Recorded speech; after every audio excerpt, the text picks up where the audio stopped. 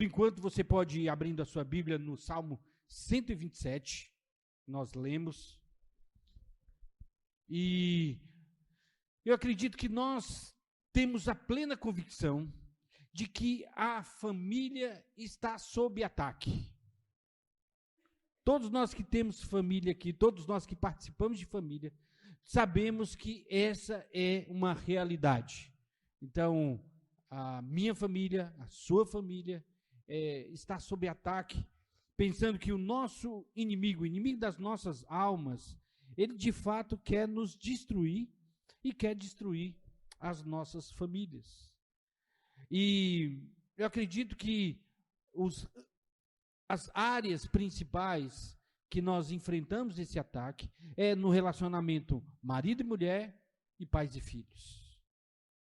E é muito interessante que nós percebemos que cada vez mais essas duas frentes precisam de que nós tenhamos bastante cuidado, vejamos bem a realidade para entendermos os ataques e como podemos nos defender. O Salmo 127, eu acredito que nos dá a principal defesa que nós podemos ter nos ataques contra a família.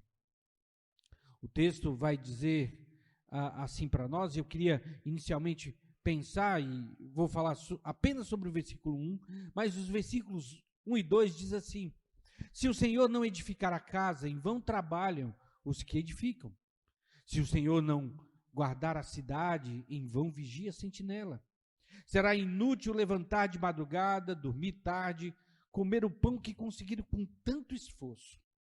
Aos seus amados ele dá enquanto dorme.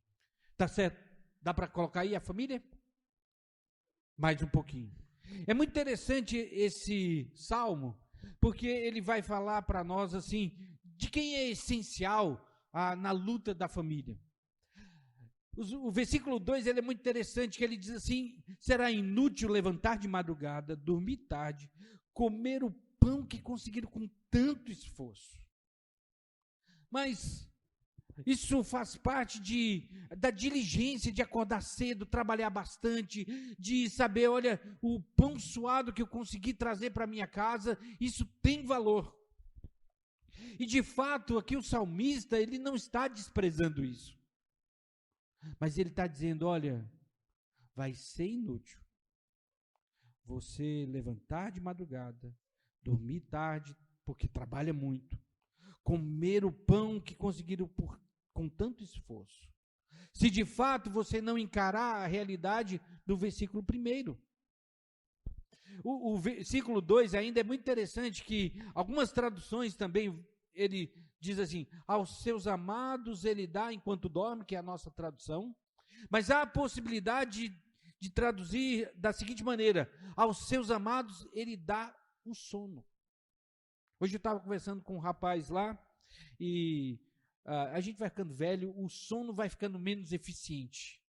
A gente vai dormindo e aí dorme menos, parece que dormir menos já satisfaz a gente. E eu tenho essa mania de, mais ou menos assim, às vezes 3 da manhã, não é sempre.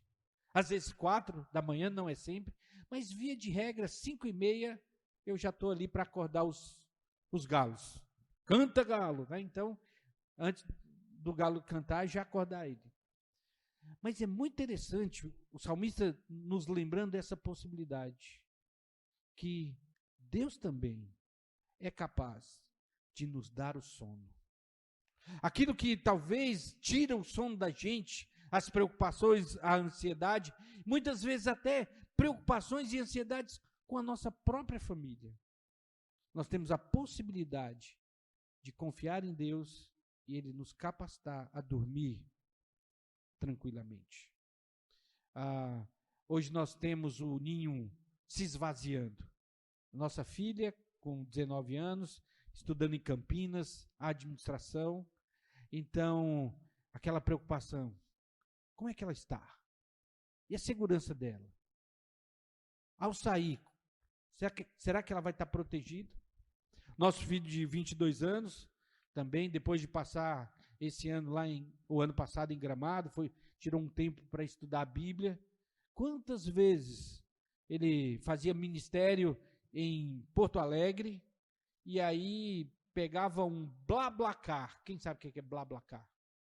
É tipo um Uber de caronas. Então aqui, Giovana, eu, a Fá e o Daniel. Então ele pegava um BlaBlaCar. E quem já foi em Gramado, eu nunca fui, né? Mas me contam, e ele me contava. De Porto Alegre para Gramado, as estradas são muito sinuosas. E aí então, eu só dormia. Depois, quando eu olhava no aplicativo, que a gente vê o posicionamento de cada filho, e aquela mensagem, chegou no seminário. Preocupações. Talvez seja uma fraqueza da minha parte, mas é uma realidade. E aí, por isso que o texto fala, inútil será levantar de madrugada, dormir tarde, comer o pão que conseguiram com tanto esforço, até mesmo perder o sono vai ser inútil. Por quê? Porque Deus trabalha para manter a nossa família. Porque a nossa família está sob ataque. Eu e a Fá, nós estamos sob ataque.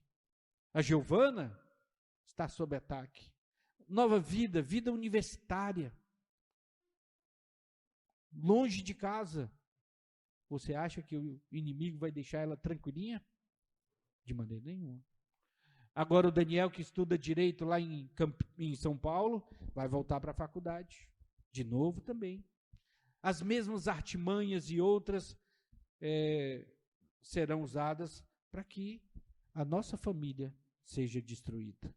Por isso que o Salmo 127, aí o versículo 1, que nós vamos parar aqui para, se você quiser já tirar, nós vamos meditar no Salmo 127, versículo 1, diz assim, se o Senhor não edificar a casa, em vão trabalham os que edificam. Então, essa primeira parte aqui está falando basicamente sobre a casa, o lar, a família. E aqui ele desafia a nós entendermos que tem dois edificadores da nossa família. O primeiro é o Senhor. Então, se o Senhor não edificar a casa, então ele é o primeiro. Em vão trabalha os que a edificam. Então, pense na seguinte realidade. O Senhor é um edificador. Mas ele é um edificador assim, que tem uma visão maior do todo, como um engenheiro. Você, esposo, você, esposa, e o seu cônjuge são como os pedreiros. O Senhor está trabalhando como edificador na sua função, no seu papel, e nós estamos trabalhando o nosso papel. Por isso, eu queria olhar para esse texto e ver duas maneiras como Deus apoia a família. E a grande ideia dessa parte aqui é, a tarefa de colocar um lar em pé é impossível sem Deus. A tarefa de se colocar um lar em pé é impossível sem Deus. Ou seja, não se constrói sozinho. Você, marido, você, esposa, você, pai, você, mãe, você, filho também. Você faz parte da família. Você também é um elemento importante para que você seja usado ali na sua família para construir, para crescer o seu lar. Então tem uma turminha pequena aqui, né? Sabia que você também tem esse desafio de fazer com que a sua casa, a sua família seja construída de tal maneira que fique um prédio bonito. Uma das coisas que a gente vê aqui, né, essa construção, você passa, ela é bem construída, bonita. E todos nós devemos ter esse pensamento. O marido, a esposa, os pais, os filhos também. Vocês também são pedreiros na edificação do lar de vocês. Quando vocês obedecem, quando vocês seguem as orientações. Obrigado, Tiago. Então, vamos ver como é que Deus, então, ele edifica a família. Como é que Deus apoia? Então, primeira lição que a gente pode ver aqui, a primeira maneira como Deus edifica a família é Deus fazendo o projeto. Então, lembra quando eu falei que Deus, ele é o engenheiro e nós somos os pedreiros? O engenheiro tem aquela formação de fazer o projeto, recentemente lá na Praia Grande, teve um problema, não sei se vocês acompanharam isso, um prédio, se não me engano, de 19 andares, está lá, capengando. Umas colunas cederam ali, arriscando o prédio a ter alguma avaria, talvez caia. Mas eu estava olhando um canal de engenharia e eles estavam mostrando assim, como é que seriam as colunas. Então, certamente lá os pedreiros, construtores, eles fizeram baseado naquela orientação do engenheiro.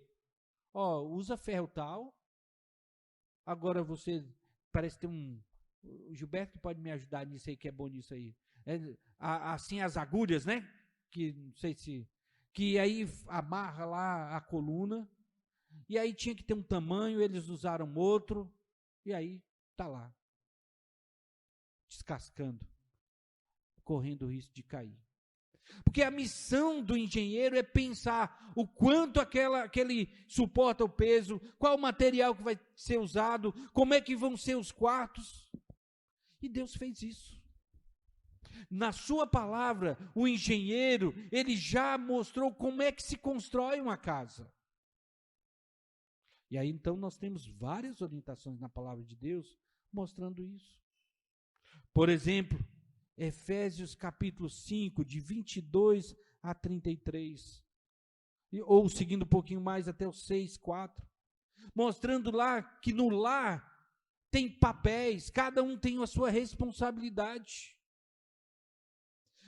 Marido, o engenheiro diz que você vai ser um bom pedreiro se você seguir a orientação do engenheiro sendo um líder amoroso, que ama a sua esposa e a conduz da maneira como Cristo amou a sua igreja.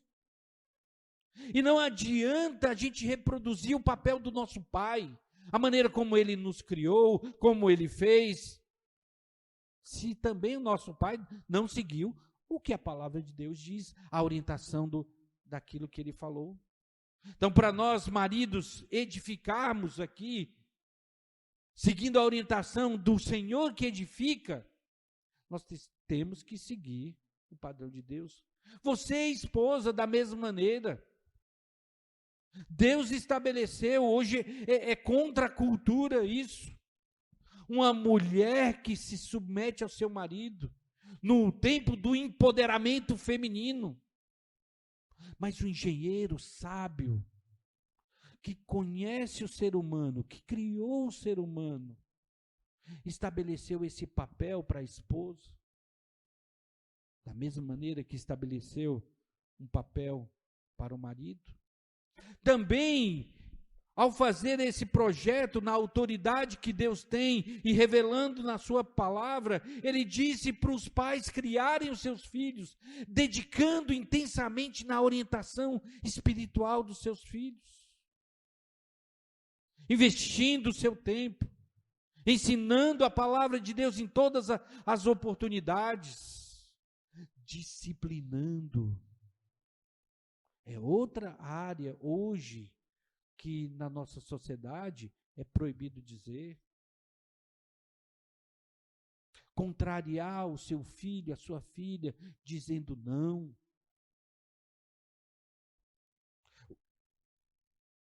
O engenheiro estabeleceu isso. Ele criou papéis. Agora, a meninada aí vai gostar, né? Quando a Bíblia fala para nós, pais, não irritarmos os nossos filhos. Gente, eu fui perito disso. Está aqui minha esposa, ela sabe. Eu, olhando para trás assim, eu falo assim, puxa, mas eu fui um pai muito implicante. Né?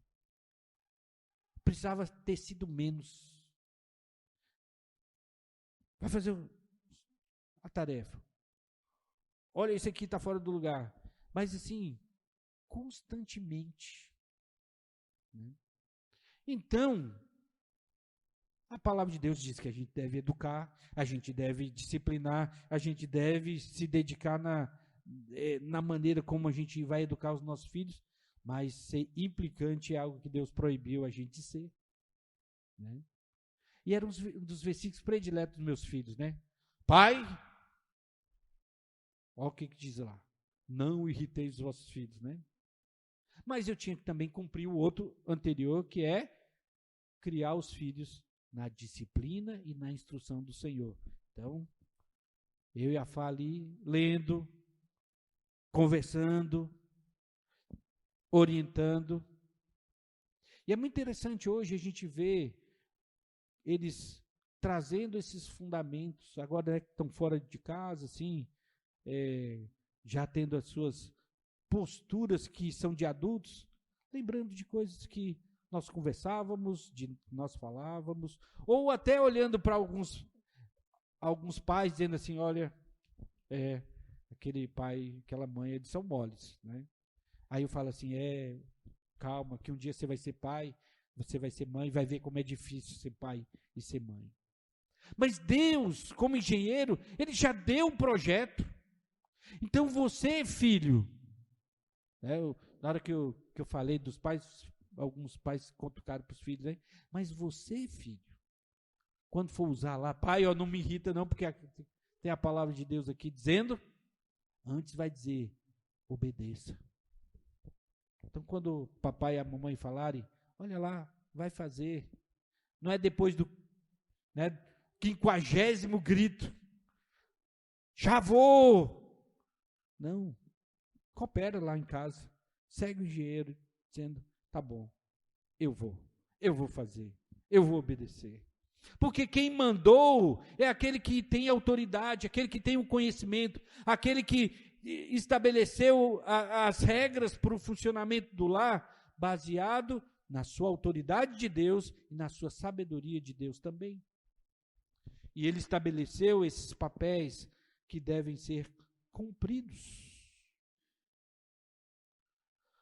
O que é uma família? Por mais que a sociedade mude, o engenheiro estabeleceu que um casamento entre um homem, macho, e uma mulher, fêmea. Foi Deus que estabeleceu. Não tem como eu ir contra isso, porque eu estou indo contra o engenheiro. Aquele que tem autoridade estabeleceu isso. E aí, então, nós temos que lembrar que Deus edifica a nossa família, em primeiro lugar, porque Ele fez o projeto. E Ele estabelece esse projeto para o nosso bem. Eu gosto muito da história da Inglaterra, e um dos seriados que eu assisti é o The Crown, que conta a história da rainha da Inglaterra. E um episódio me deu uma lição, desculpe se eu vou dar o spoiler aqui, se você não assistiu. Um episódio que a monarquia, a rainha está sendo muito questionada, se a Inglaterra deve ter rei ou não. E aí aparece um primeiro-ministro muito popular, chamado Tony Blair. E aí então ele chega com toda a popularidade, fala para a rainha da Inglaterra que precisa mudar uma série de coisas. Porque agora vivemos novos momentos, então a monarquia é algo ultrapassado. Eu gostei muito da resposta da rainha da Inglaterra. Ela, depois que o primeiro-ministro vai embora, aí os outros membros da monarquia chegam para questioná-la, ela fala assim, olha, eu já vi muitos primeiros ministros populares chegarem aqui, questionarem, mas logo depois eles passaram, eles mudaram. E nós estamos aqui. Então, o tempo é mais importante do que a popularidade. Qual que é a lição que eu pego dessa ilustração? Eu e você. Talvez sejamos coagidos e envergonhados, e talvez até pensamos assim, nós devemos então ceder, que agora a família deve ser diferente, agora os papéis são diferentes.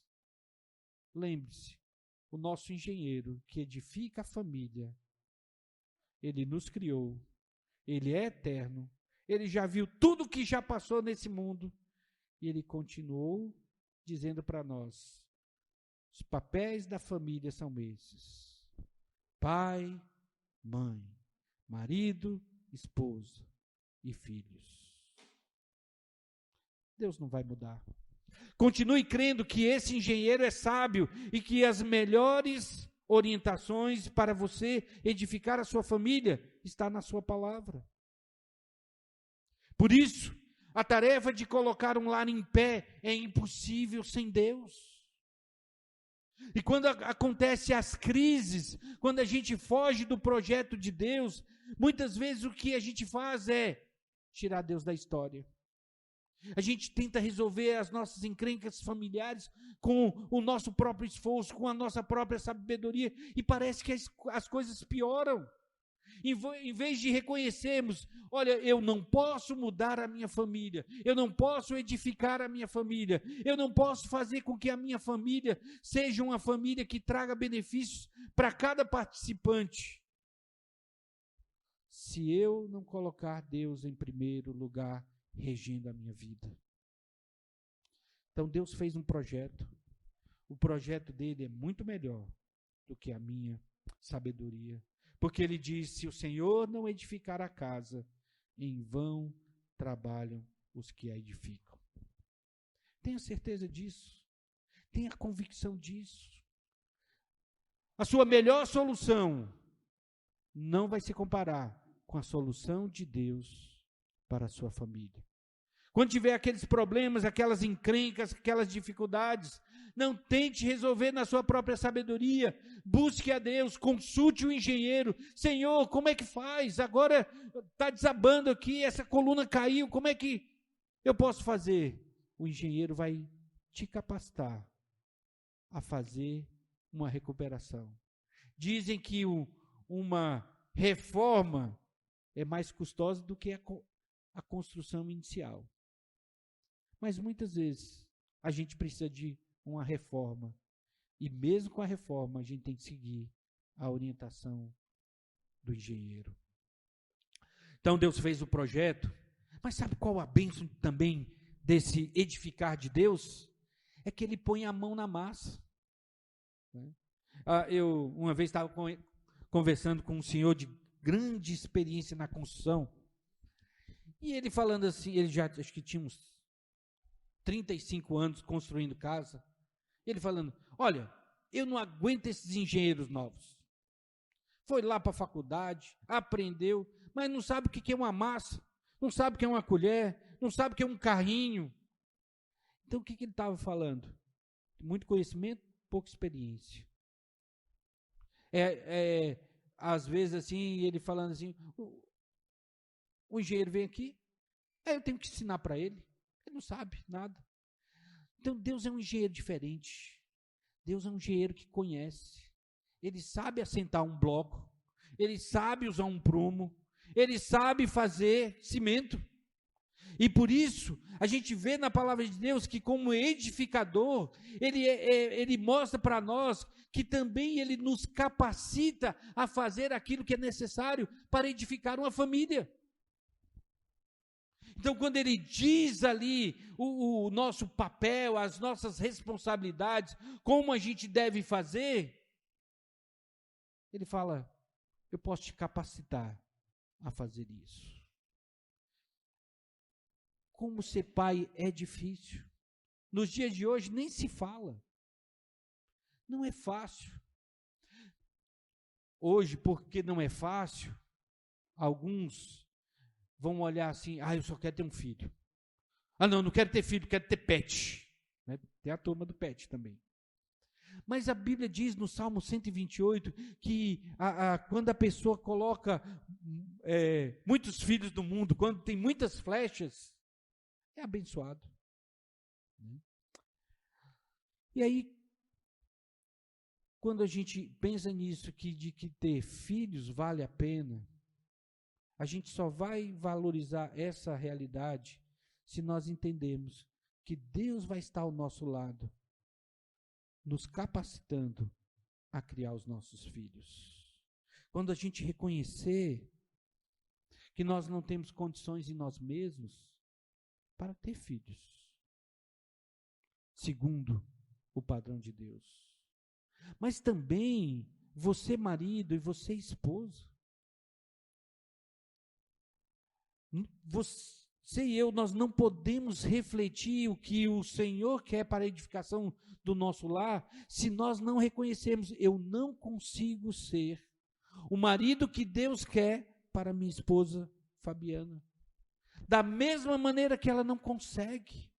E quando eu reconheço isso, Senhor, eu não consigo ser aquele líder amoroso que tem que dar a minha vida pela minha esposa. Aí entra a oração. Senhor, me capacita. Da mesma maneira a esposa.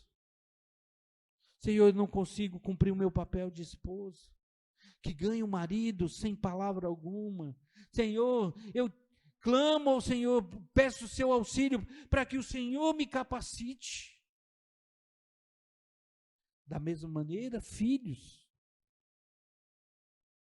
pedir a Deus, Senhor, Pai, Papai do céu, me ajuda a obedecer o meu papai, me ajuda a obedecer a minha mamãe.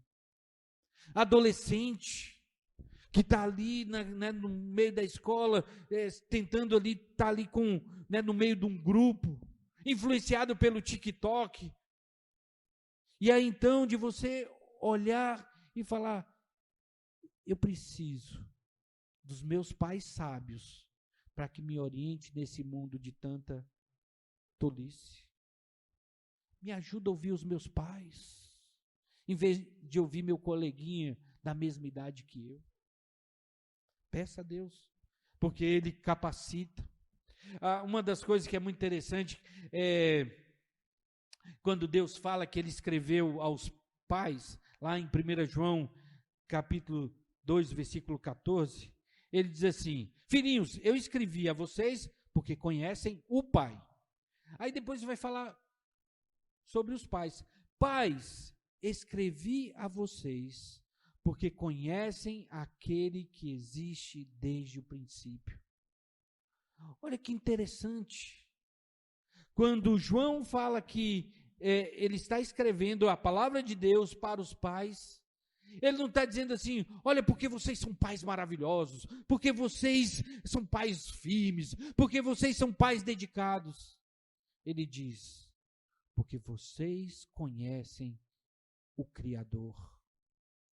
Porque não só no papel de pai, mas também nas outras áreas, nós precisamos conhecer a Deus. Nós precisamos ter um relacionamento íntimo com o engenheiro. Nós precisamos ter a capacidade e a coragem de não pensar que a nossa experiência vale, mas ter a humildade de, mesmo com 30 anos, com 50 anos de casado, que cada fase é uma fase nova, de ligar para o engenheiro, através da oração, e dizer, Deus, eu não sei o que fazer. Eu preciso da sua orientação. E aí então, Deus, Ele nos capacita. Então Ele nos dá o projeto, mas Ele põe a mão na massa. Ele age. Ele nos dá as ferramentas. Ele nos deu a sua palavra. Ele nos deu uma comunidade para nos ajudar, para mostrar os nossos pontos cegos. Nos deu pessoas que vão ajudar a criar os nossos filhos também. Então, você que é pai, você que está na igreja, olhe para as crianças com amor.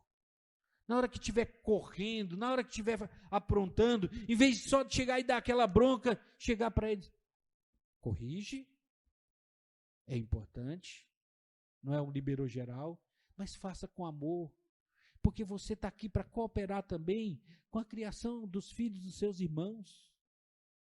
E que eles vejam em cada membro da igreja como um tio. Aqueles que são mais idosos como um avô, mas que está preocupado com o crescimento de cada criança, cada adolescente, de andar mais perto com Deus. Por isso que nós somos uma igreja, uma comunidade, por isso que nós estamos juntos, não para vivermos sozinhos, mas também para andarmos juntos. Lá na igreja tem um missionário chamado Mark Ellis, PhD, uma inteligência, uma sumidade. Mas eu lembro que no início da adolescência do Daniel, em um dos momentos assim que ele estava mais agitado, aquele homem, 60 anos, marcou com meu filho, levou para o McDonald's e conversou, ouviu e deu bons conselhos. Como é gostoso saber que eu, como pai, posso contar com outros irmãos que amam a Deus na educação dos meus filhos. E talvez a gente precisa também, como pais, não ficar assim melindroso, né? Quando alguém falar, olha, seu filho foi desobediente na classinha hoje. O quê, meu filho? Onde já se viu? Não, ele é o mais obediente de todos. E você viu fulano? Filho de fulano é assim, assado. Não, ouça. Não se defenda e não defenda, mas ouça, que é uma oportunidade de você tratar alguma área do seu filho que você não enxerga. Isso são demonstrações de Deus, que Ele é essencial na edificação da nossa família. Se o Senhor não edificar a casa, em vão trabalham os que edificam. A tarefa de colocar um lar em pé é impossível sem Deus. E esse versículo, essa primeira parte só, me leva a duas atitudes. Primeiro, confiança. A nossa família pode estar bem estabelecida na rocha, como uma casa construída sobre a rocha, porque Deus fez o projeto e Ele me capacita a construir. Por isso eu posso confiar nele, eu posso confiar nas orientações da sua palavra. E não vou duvidar quando esse mundo questionar a palavra de Deus e o que Deus diz. Mas a segunda atitude, dependência. Dependa de Deus. Muitas vezes a gente não consegue ser o marido que Deus quer. Vá em oração. Ore a Deus. Dependa de Deus. Senhor, me ajuda. Eu não consigo controlar meu temperamento. Eu não consigo, ó Deus, mudar as minhas tendências de exemplo que eu recebi na minha primeira família, vindo dos meus pais. Mas está aqui, ó Deus, um coração que te ama e que deseja ser um marido segundo o teu coração. Da mesma maneira as esposas, da mesma maneira os pais, da mesma maneira os filhos. Deus, me ajuda a obedecer os meus pais. Então, esse texto, que mostra que é impossível para nós construirmos uma família sem Deus, me leva a confiar nele e depender mais dele.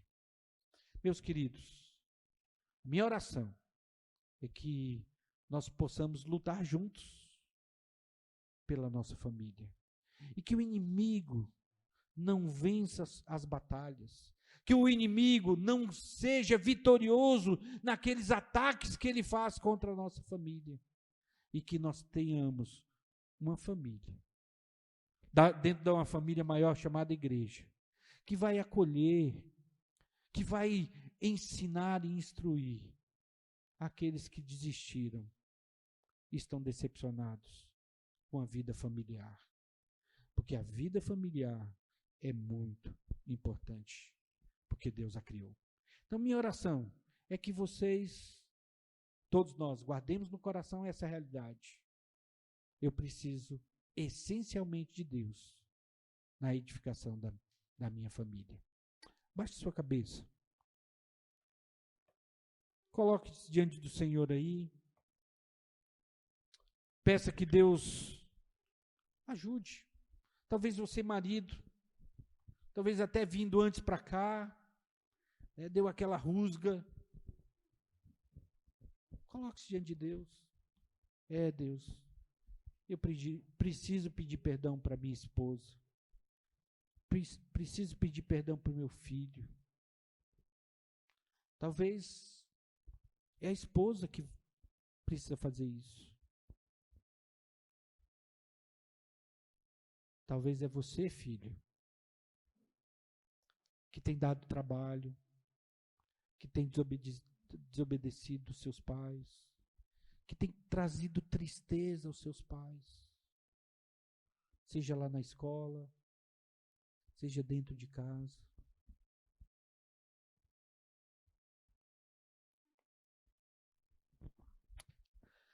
Querido Deus, queremos agradecer ao Senhor, porque o Senhor fez um projeto maravilhoso chamado família. E o Senhor também age para edificar esse projeto chamado família. Te peço esta noite, ó Deus, que o Senhor ajude a cada elemento da família a reconhecer que precisa desesperadamente do Senhor para cumprir o seu papel estabelecido na palavra do Senhor. Capacita os maridos, ó Deus, dá a eles a capacidade de amar e liderar as suas famílias como Cristo assim o fez pela igreja. Ó Deus, capacite aquelas esposas a serem ajudadoras, aliadas, mulheres que estarão ao lado dos seus esposos para edificar um lar que te agrada. Ó Pai, capacita os pais. Hoje, com redes sociais, com tantas influências e questionamentos, ó Deus, muitas vezes como pais nos sentimos perdidos. Capacite os pais a não desistirem de obedecer à palavra do Senhor, investindo nos seus filhos. E ó Deus, abençoa cada filho aqui. Cada um que ainda está dentro do seu lar, dependente dos seus pais.